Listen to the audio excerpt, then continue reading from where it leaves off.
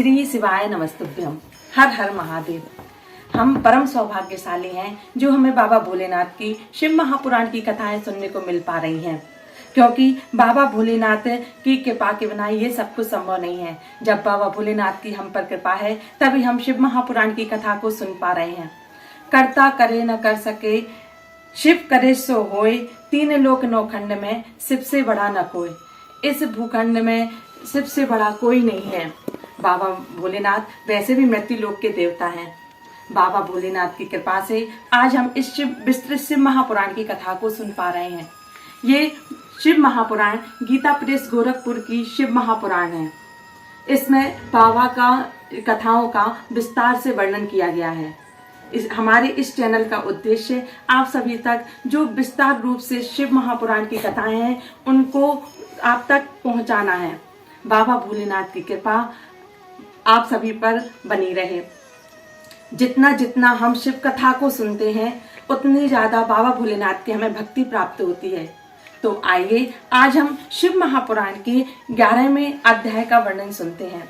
बाबा भोलेनाथ की कृपा शिव महापुराण की कृपा से ही प्राप्त हो सकती है।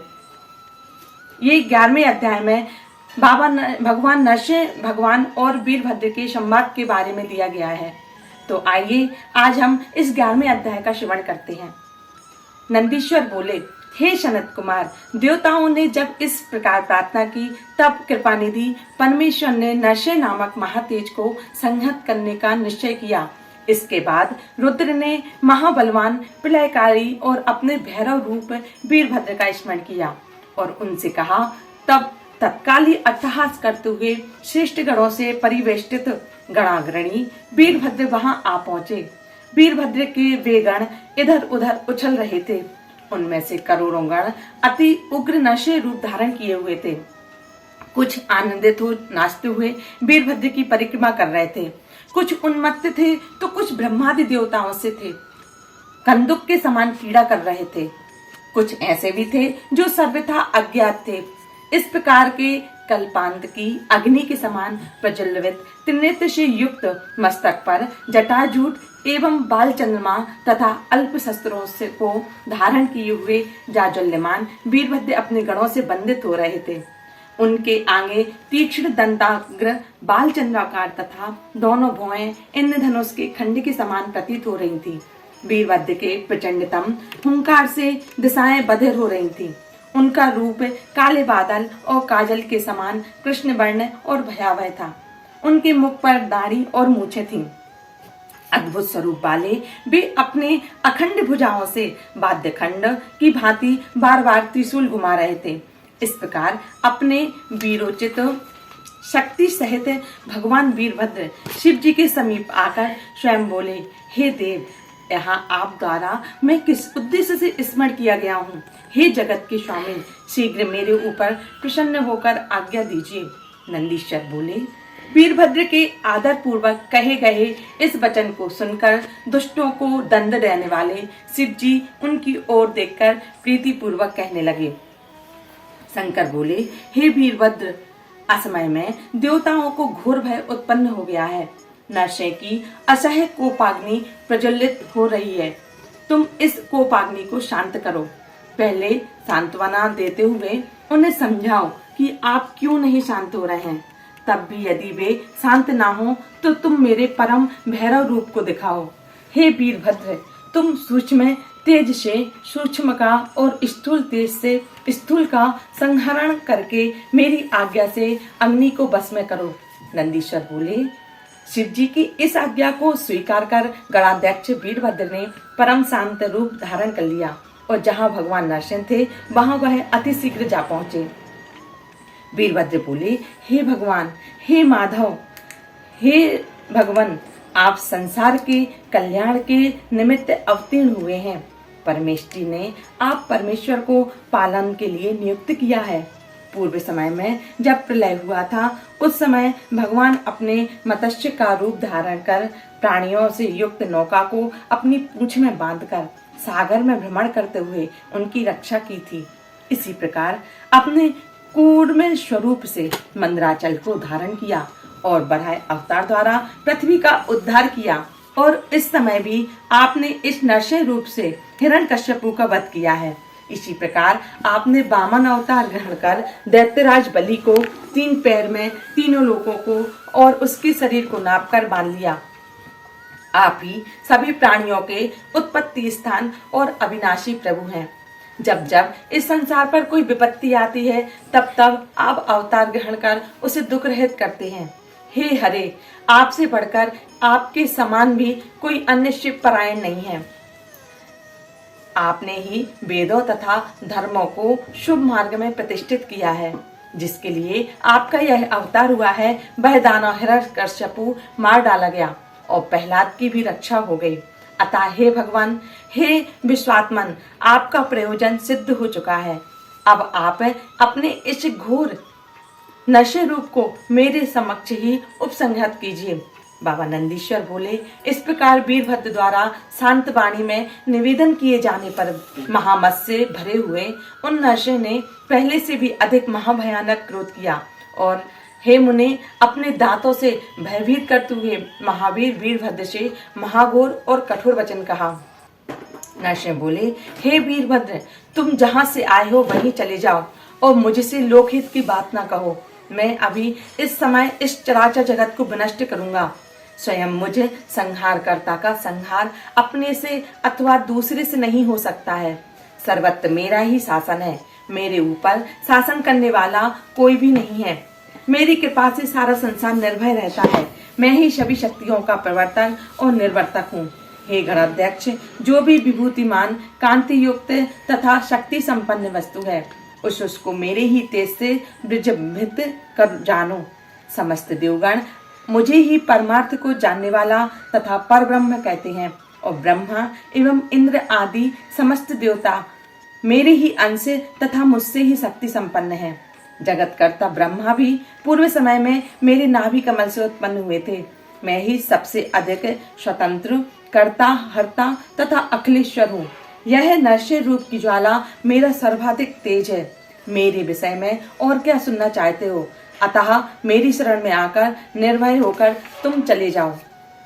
हे गणेश्वर, दिखाई पड़ने वाले इस संसार को मेरा ही परम स्वरूप जानो। देवता, असुर एवं मनुष्यों से युक्त यह सारा विश्व मेरा है। मैं लोगों के विनाश का कारण काल स्वरूप हूँ। अतः मैं लोगों का संहार करने के लिए प्रवृत्त हुआ हूँ। हे वीरभद्र, मुझे मृत्यु का भी मृत्यु समझो। हे देवगण, मेरी कृपा से जीवन धारण करते हैं। नंदीश्वर बोले, विष्णु के अहंकार युक्त वचन को सुनकर महापराक्रमी वीरभद्र ओंठों को फड़फड़ाते हुए अवज्ञा पूर्वक हंसकर कहने लगे। वीरभद्र बोले, क्या आप संसार के ईश्वर तथा संहारकर्ता पिनाकधारी शिव को नहीं जानते हैं? आप में केवल मिथ्या वाद विवाद भरा पड़ा है जो कि आपके विनाश का कारण है।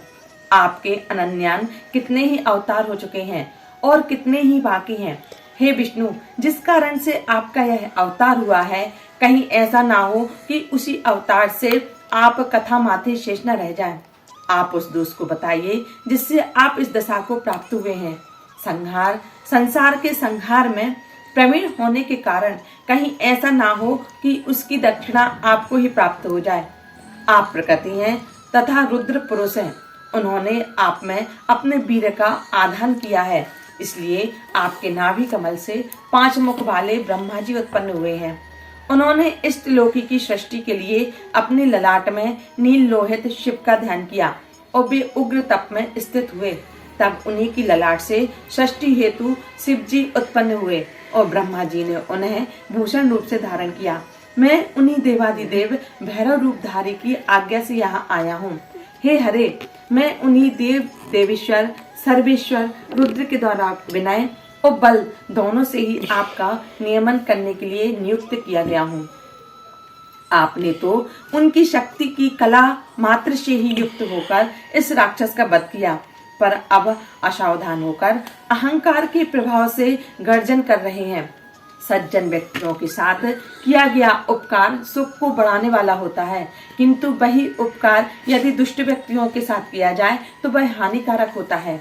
हे नरसिंह, यदि आप शिव जी को अजन्मा नहीं मानते हैं तो निश्चय ही आप अज्ञानी, महागर्वी एवं दोषों से परिपूर्ण हैं। हे नरसिंह, आप ना सृष्टा है, ना भरता है और ना संहार करता ही है। आप किसी भी प्रकार स्वतंत्र नहीं है। आप परतंत्र तथा विमूढ़ चित्त वाले हैं। हे हरे, आप महादेव की शक्ति से ही कुलाल चक्र की भांति प्रेरित हैं और सदा उन्हीं के अधीन रहकर अनेक अवतार धारण करते हैं। हे हरे, कूर्मावतार के समय बारंबार मंदराचल के द्वारा घर्षित होने से झुलसे हुए कपाल को किसी ने धारण नहीं किया। तुम्हारे द्वारा त्यागा गया वह कपाल आज भी शिव जी की हालता मुंडमाला में विद्यमान है। उनके अंश मात्र से उत्पन्न हुए तारकासुर ने, जो आपका बैरी था, बराह अवतार में तुम्हारे दांतों को उखाड़कर जैसी पीड़ा पहुंचाई, पुनः जिन शिव जी की कृपा से आपके सारे विघ्न दूर हो गए, क्या उन परमात्मा शिव जी को आप भूल गए क्या? विश्व सेना अवतार में शिव जी ने अपने शूलाग्र से आपको दग्ध कर दिया था। तेज स्वरूप मैंने दक्ष के यज्ञ में आपके पुत्र ब्रह्मा का 5वां सिर काट दिया था, जिससे अब तक कोई जोड़ न सका। हे हरे, क्या आप उसे भूल गए? शिव भक्त दधीची ने सिर खुजलाने मात्र से मरुद गणों सहित आपको संग्राम में जीत लिया था। क्या आप उसे भूल गए? हे चक्रपाणे, क्या आप जिस चक्र के सहारे अपना पुरुषार्थ प्रकट करते हैं, वह कहां से और किसके द्वारा प्राप्त हुआ है? क्या आप भूल गए? नरसिंह भगवान को, श्री कृष्ण भगवान को, विष्णु भगवान को जो सुदर्शन चक्र प्राप्त हुआ है, वो बाबा भोलेनाथ ने ही उन्हें प्रदान किया था। मैंने तो संपूर्ण लोगों को धारण कर रखा है। तुम क्षीर सागर में निद्रा के परवश होकर सोते रहते हो। ऐसी स्थिति में तुम सात्विक कैसे हो सकते हो? आपसे लेकर स्तंभ पर्यंत शिव जी की शक्ति फैली हुई है। उसी से आप सर्वथा शक्तिमान हैं। अन्यथा आप उनके लिंगाकार तेज मात्र के प्रकट होते ही मोहित हो गए थे। उनके तेज के महात्म्य को देखने में कोई भी पुरुष समर्थ नहीं है। सूक्ष्म बुद्धि वाले लोग ही उन सर्वव्यापी के परम पद को देख पाते हैं। आकाश, पृथ्वी का अंतराल, इंद्र, अग्नि, यम, वरुण, अंधकार को लील जाने वाले सूर्य एवं चंद्रमा को उत्पन्न कर वही परमेश्वर उनमें प्रविष्ट हो जाते हैं। हे नरसिंह, आप ही काल, महाकाल, काल काल तथा महेश्वर हैं। आप उनकी उग्र कला के कारण मृत्यु के भी मृत्यु हैं। वे शिव जी ही स्थिर, अक्षर, वीर, विश्व रक्षक, प्रभु, दुखों के नाशकर्ता, भीम, मृग, पक्षी, हिरण्यमय हैं और संपूर्ण जगत के शास्ता हैं। आप ब्रह्मा तथा अन्य कोई नहीं है। केवल शंभु ही सबके शासक है, इसमें कोई संदेह नहीं है। इस प्रकार सब कुछ विचार कर आप अपनी ज्वाला को स्वयं ही शांत करें। हे नरसिंह, हे अबुध, अब आप अपने को विनष्ट न करें, अन्यथा इसी समय जैसे सूखे वृक्ष पर बिजली गिरती है, वैसे ही महाभैरव रूप उन रुद्र का क्रोध मृत्यु रूप होकर तुम पर गिरेगा। नंदी बोले। इतना कहकर शिव की क्रोध मूर्ति वे वीरभद्र निर्भय होकर नरसिंह का अभिप्राय जानकर मौन हो गए। इस प्रकार शिव महापुराण के अंतर्गत शतरुद्र संहिता में सर्व अवतार वर्णन नामक 11वां अध्याय पूर्ण हुआ। बाबा भोलेनाथ की कृपा से जब विष्णु भगवान ने नरसिंह रूप धारण किया तो उनमें भी उनके मूल को शिव को याद किया गया कि शिव ही उनका मूल है, शिव ही उनके आराधक हैं। बाबा भोलेनाथ कण कण में व्याप्त हैं और बाबा भोलेनाथ की कृपा से हमें शिव महापुराण की कथा सुनने को मिल पा रही है। जैसे कि हमारे गुरुदेव बताते हैं कि यदि हम अपने बेटे को भी कुछ भी करें, उनके जीवन के लिए कुछ भी करते रहें और अपन उनका कोई वो नहीं कह सकते हैं कि वो हमारा आगे सब कुछ करेगा कि नहीं करेगा, लेकिन जो शिव महापुराण की कथा सुनता है इसकी गारंटी बाबा भोलेनाथ स्वयं ले लेते हैं। जो भक्ति पूर्वक बाबा भोलेनाथ की इस शिव महापुराण की कथा को सुनता है, बाबा भोलेनाथ का सुमिरन करता है, नाम जप करता है, बाबा भोलेनाथ उन पर अपनी असीम अनुकंपा, असीम कृपा बरसाते हैं। बाबा भोलेनाथ की कृपा सब पर बरसती रहे। कलयुग केवल नाम आधारा। बाबा भोलेनाथ के नाम का सुमिरन करते रहें। नमः शिवाय, ओम नमः शिवाय मंत्र का जाप करें। श्री शिवाय नमस्तुभ्यम मंत्र का जाप करें। बाबा भोलेनाथ के इस श्री शिवाय नमस्तुभ्यम मंत्र की बड़ी महिमा है। सभी दुखों से, रोगों से छुटकारा पाने के लिए सच्चे मन से, सच्चे हृदय से यदि हम श्री शिवाय नमस्तुभ्यम मंत्र का जाप करते हैं तो बाबा भोलेनाथ अपनी कृपा से हमारे सभी कष्टों को हल लेते हैं। इसलिए श्री शिवाय नमस्तुभ्यम का हमेशा जाप करते रहें और शिव महापुराण की कथा को सुनते रहें और आपको आगे भी और कथाएं मिलती रहे। इसलिए मेरे चैनल को सब्सक्राइब जरूर करें, लाइक करें, जिससे आपको बाबा भोलेनाथ की ये विस्तृत शिव महापुराण की कथाएं सुनने को मिलती रहे। श्री शिवाय नमस्तुभ्यम।